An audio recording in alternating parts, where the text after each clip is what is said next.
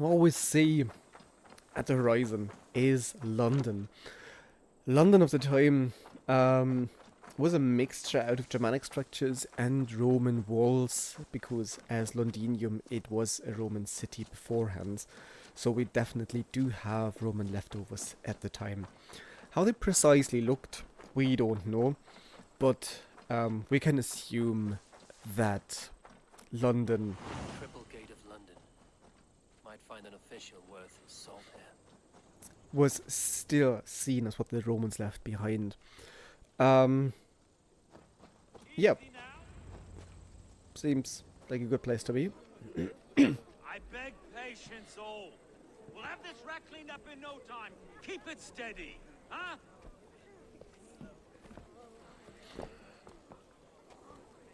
Beowulf.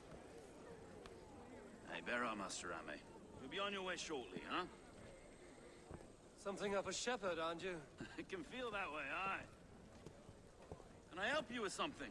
Who governs this burr? I would like to speak The with him, burr. if I can. Ah, the German Governor Burg. Trigger. Good and fair Dane come to London 4 year back. Trigger. Aye, most hours of the day you can find him at the old villa, dealing with all manner in Avery. Stow! So we see we have Anglo-Saxons and speakers of Old Norse mixed here at London. Not always peacefully. Once his cut of the summer harvest. Shit, Carl. Huh? What's the holdup? We're talking. Gentlemen, the farmers of Mercia have paid their burden already. If Avgos wants more, he can petition for it. Petition for it? Oh, Well, like you can tell that nice old mud persons. merchant. And if he wants his apple, he can bob for it. Belongs to Master Ame, sir. Bob for it! That is filthy. Bob for it!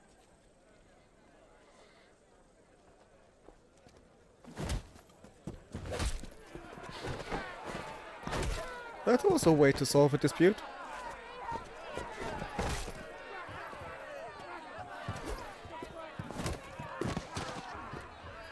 Oh, great. Is this kind of noise coming to London? Now, we've a quiet day once in a great while. And try not to kill anyone, eh?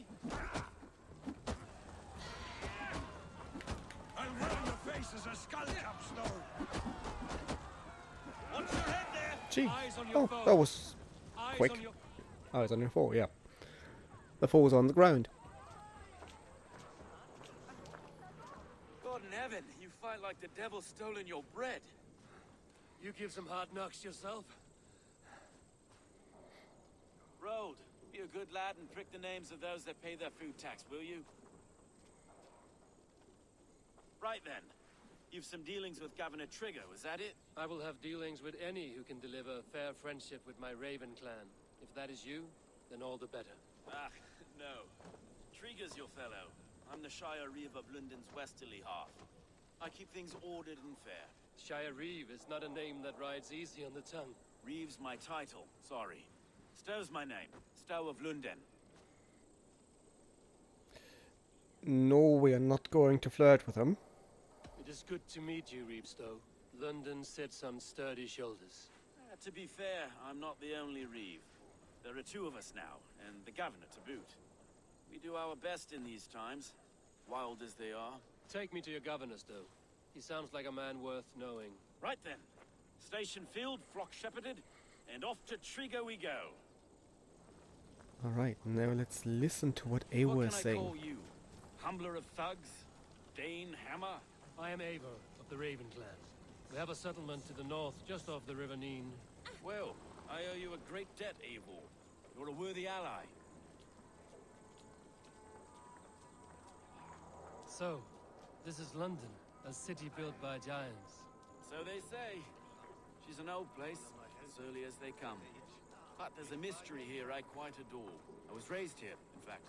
Learned the scriptures of Christ's apostles in Lundenwich. I was Saxon Borough, just past the western walls. You're not a priest, are you?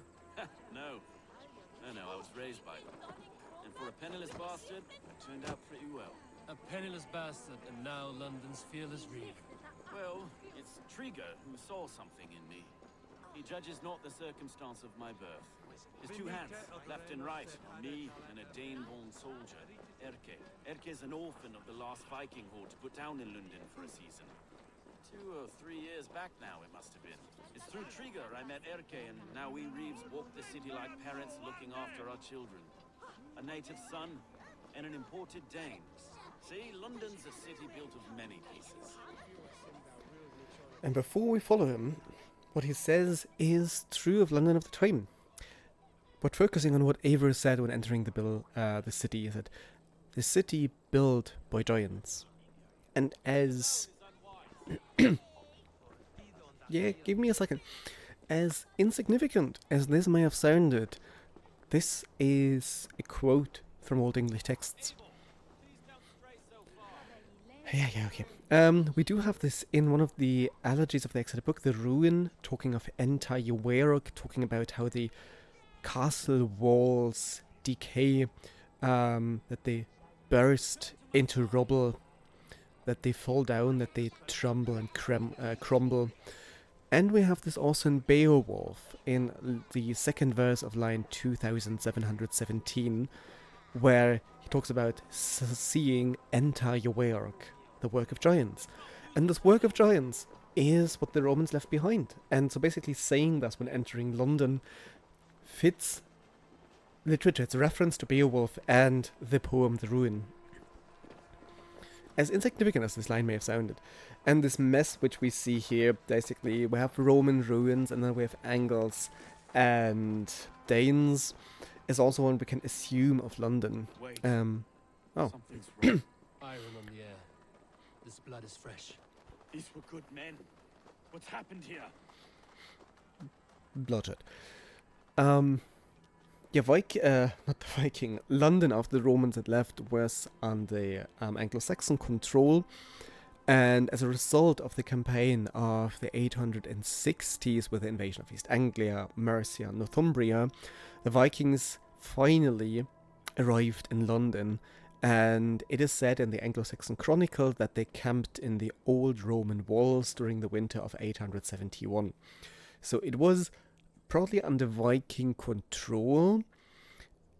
King Alfred the Great re-established English control of London, but only in 886. What happened in the years in between, which is basically 15 years? We don't really know. The Anglo-Saxon Chronicle tells us about the Danes, the great heathen armies, settling in London, settling there during the winter, and then basically London appears in writing with the conquest of King Alfred. Everything in between is really, really blurry. So the game developers did have much freedom here.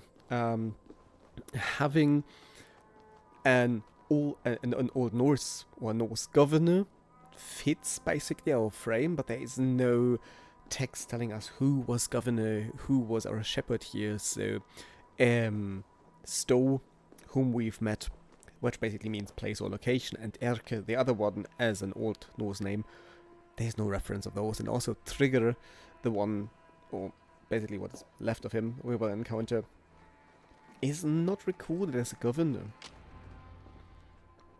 But Trigger is an Old Norse term. No. And it means loyal, faithful, or true. So, a fitting name for a governor, someone who was faithful to the place whom he governed. Men with the light of thy countenance visiteth and shines upon them. You've no need for outsiders, Stow. It's a private matter. There's no cause to be leery. Eivor had my back in a brawl at Cripplegate. More thugs from the garrison. You must be a real broker to hold your own against those shithogs. It's time to fetter those men, Stow. It can't go on like this. So, we won't investigate, we won't follow the whole story arc. But the idea is the game developers had much freedom talking about London because we don't have many records of that time. In between 871 and 886, we don't know much of the city. Probably it was in northern hands, so having a northern governor, that perfectly works. But there were probably also Anglo-Saxons around at the time, because we talk about the time when intermarriage just started, when this intermingling of the two on an everyday level started. So we're not talking about the kings and their campaigns, but about the common people. So what we see here might actually be not that far off from reality. Still, of course, our characters whom we follow around, Trigger, well, we don't have to follow him, he's basically sitting there headless. Stowe and Erke, there is no record of those. So here, the game developers did have much freedom, but I wanted to focus on this one single sentence, the city of giants. Again, the Germanic tribes lacked the technology to build villas like the one we are standing in. You Let's must say be hi. Erke, London's second reeve. Okay, Botel's son, yes I am. Typical northern Are you name. telling me this gut bucket called me second reeve? First in the Eastborough, and a man I trust with my life. Stowe's never been a good judge of character. Erke, this is Eivor. He came to meet with Trigger. Just look at the scenery. I mean, He the would building, have not the welcomed body. you heartily. He was a trusting man, and I got him here. Have you found anything? I just arrived. The killers left a ladder on the body there. I'll have a look around. Trigger had men with him at all times. So of course this is the order, this is now Assassin's Creed lore. But when we look at that, it's just a villa, as it was called. So basically just in quotation marks, a Roman building for the nobility. And when we compare this to the king's houses, the long houses of Mercia, of the Anglo-Saxons, of the Danes, just being wooden constructions, this already seems far more impressive. And it was not even a throne room. And so we have these stone buildings, and for the people who lacked the technology to build that, to build these structures of stone, and especially these large stone slabs that you couldn't even move as a single person, where you basically needed machinery for that, and here the Germanic tribes lacked the technology. It was a city built of giants. Or just looking there at the amphitheater, a huge structure with these stone arcs, with these statues on top. How could normal people be moving that? Of course, the Romans did have technology for that. The Germanic tribes didn't know about that. And I see I have this perfectly immersive shield still on the character. But back to our topic of architecture. Many people didn't have the technology, so for them, it must have been built by giants. And the idea with the giants is also something that we find in later chronicles, in the Brute Chronicles, for example, telling us that when Brutus came to English soil and English turf, he conquered this land from the giants that lived there beforehand. So this idea of England having been inhabited by giants before the Anglo-Saxons arrived, we find this in Old English poetry, and much later also in the so-called Brute Chronicles, where England was, or Britain was, Avalon beforehand, inhabited by giants, and then Brutus, the son of Aeneas of Troy, came and conquered that and named it Britain after Brutus. Of course, this is invented history, but still we often have this reference to giants that we had here as well.